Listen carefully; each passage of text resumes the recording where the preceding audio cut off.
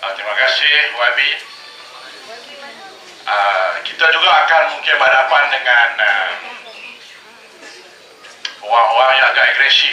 Bila kita masuk kampung, dia maki kita sehari ataupun dia hantam anak muda tarik baju kita koyak ke apa. Jadi kita nak panggil orang yang ada pengalaman kena koyak baju ni. Macam mana menyelesaikan masalah baju yang koyak dan nampak dada. Jadi saya menyebut Dr. Hatta untuk berucap. Silakan Dr. Silakan.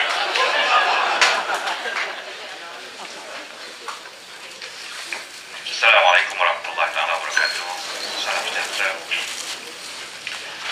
Saudara Datuk Johari, Yang Berhormat Datuk Menteri, Pengarah Pilihan Raya, Dr. Mahfuz dari Parlimen, pimpinan-pimpinan Parti Pakatan Rakyat, tugas-tugas dan penyokong yang mati sekalian. Saya rasa tujuan kita berhimpun pagi ini ialah untuk melaksanakan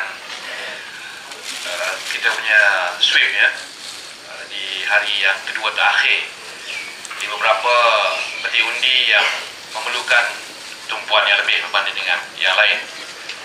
Walaupun kita merasakan seluruh kawasan mesti dijaga secara menyeluruh, tetapi untuk beberapa sebab kita memerlukan penumpuan yang akan kita lakukan selepas daripada ini. Dan insyaAllah semua daripada kita akan bergerak mengikut kumpulan kita bagi memastikan dalam tempoh 2-3 jam akan datang ni kita bertemulah seramai mungkin pengundi-pengundi dan menyebarkan risalah-risalah kita yang diterbitkan secara rasmi. Setakat ini kita perhatikan kempen kita berjalan dengan baik dan Barisan Nasional diumpamakan sebagai kapal yang sedang tenggelam. Kempen mereka bermula rosak daripada awal lagi, malah sebelum penanaman calon lagi, apabila telah dikenal pasti bahawa bakal calon mereka ketika itu seorang yang telah dibuang nama daripada senarai peguam-peguam di Malaysia ini atas kesalahan pecah amanah. Sebenarnya ini suatu perkara yang cukup besar ya, bagi seseorang peguam dibuang daripada daftar.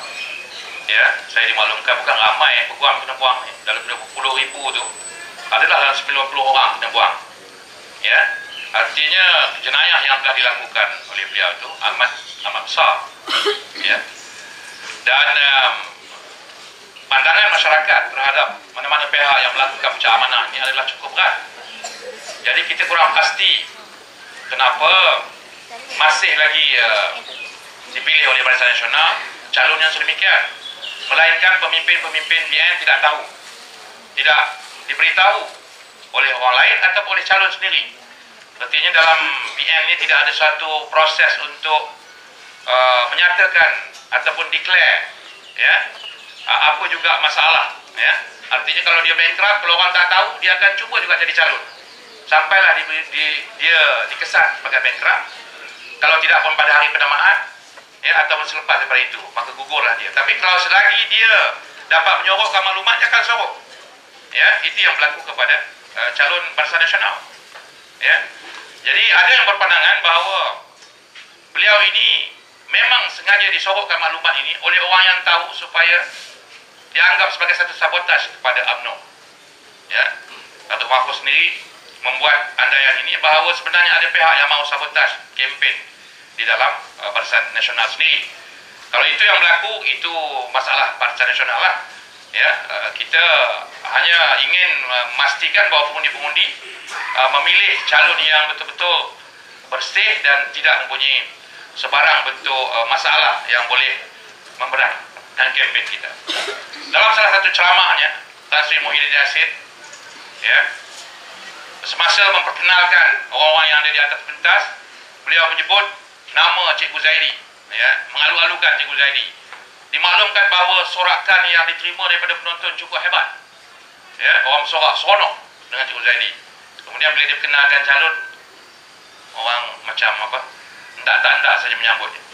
Artinya ada orang ingin menafikan Cikgu Zaidi daripada menjadi calon ya, kerana dikatakan bahawa Cikgu Zaidi ini orang yang lain. Ada kumpulan-kumpulan di dalam UMNO. Jadi dinafikan hak beliau, walaupun dikatakan beliau ni lebih bersifat grassroots, lebih disenangi oleh baik orang Melayu maupun bukan orang Melayu, ya, dan merupakan calon yang lebih baik katanya, ya. Tetapi oleh kerana ada kepentingan tertentu dan juga yang disebutkan sabotaj dalam UMNO BN tadi, maka tetap naik nama tersebut. Sebab itulah pada hari pengumuman lagi mereka sudah gelisah dan mereka sudah marah. Sebab itulah, untuk makluman kita semua, segala masalah yang ditimbulkan dalam kempen BN ini sebahagiannya datang daripada pihak UMNO BN sendiri. Ya, maklumat-maklumat, ya, tentang calon mereka, tentang kempen BN, memang mereka sendiri marah dan mereka sendiri mendedahkannya. Apapun, saudara-saudara sekalian, dalam 2 hari terakhir ini kita jangan ada estimate kempen Barisan Nasional. Ya, mereka mempunyai segala akses kepada media, ya, mainstream media, baik TV ataupun surat khabar. Ya, apa saja maklumat boleh masuk segera dalam televisyen. Walaupun setakat hari ini, ya, belum ada lagi sesuatu yang mengejutkan, tapi jangan kita duduk sambil lewat. Kita harus berikan kepada masyarakat bahawa mereka akan membuat apa saja untuk menyelamatkan kempen mereka pada 2 hari yang terakhir ini. Ya, mereka sudah mengatakan ini anak emas mereka. Kalau di Mani Urai, 1 hari sebelum mengundi, mereka mengisytiharkan, mengumumkan nak buat jambatan, ya, yang telah capture imagination pengundi-pengundi Mani Urai. Ya, itu menyebabkan sedikit sebanyak terjejas, ya, kempen kita di Mani Urai. Jadi jangan underestimate bahawa pada 2 hari terakhir ini kita boleh berehat, ya, bulan puasa kita boleh hanya menonton daripada tepi, tetapi sebenarnya inilah saat yang mana mereka akan melaksanakan berbagai-bagai kempen, menaburkan risalah-risalah, ya, untuk mengecam calon kita dan sebagainya.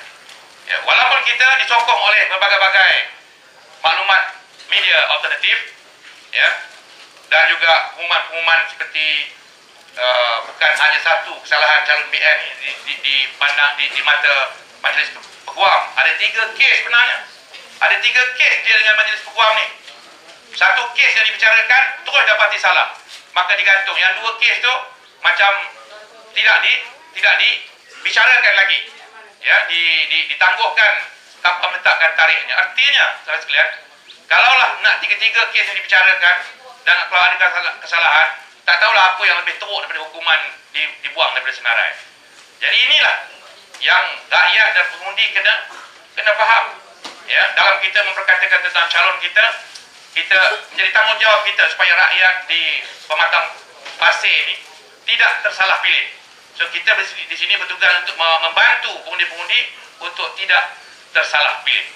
Jadi kita menjangkakan bahawa pengundi-pengundi sudah memahami perkara begini. Tapi kita jangan underestimate. Kadang-kadang orang-orang kita ni sedia memaafkan. Mungkin dia kata let's give him a chance, ya. Mungkin dia akan repent, dia akan bertaubat dan sebagainya. Yang ni sikap macam ni yang perlu kita perbetulkan supaya pengundi tetap tidak memilih calon yang mempunyai masalah sedemikian. Jadi kita harapkan 2 hari ini kita bersedia, ya, untuk berhadapan dengan serangan yang lebih hebat. Kita tak pasti, mungkin Datuk Seri Najib pun akan turun untuk menyelamatkan kapal. Tapi dalam keadaan begini, saya rasa baik dibiarkan Muhyiddin saja tenggelam, ya. Takkan dua-dua nak tenggelam, ya. Jadi saya tidak yakin dia akan turun. Tetapi kalau dia akan turun, pastilah dia akan membawa segala bantuan, segala bala tenteranya untuk memastikan kempen mereka masih lagi dapat diselamatkan.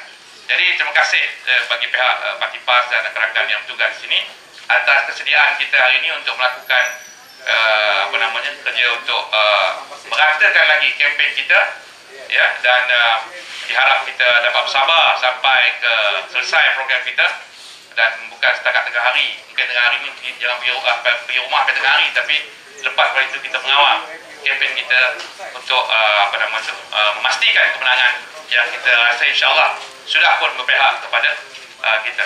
Jadi itulah saja yang nak saya sampaikan. Saya ucap terima kasih. Hari ini tak adalah koyak-koyak baju, ya, sebab perhimpunan aman sangat.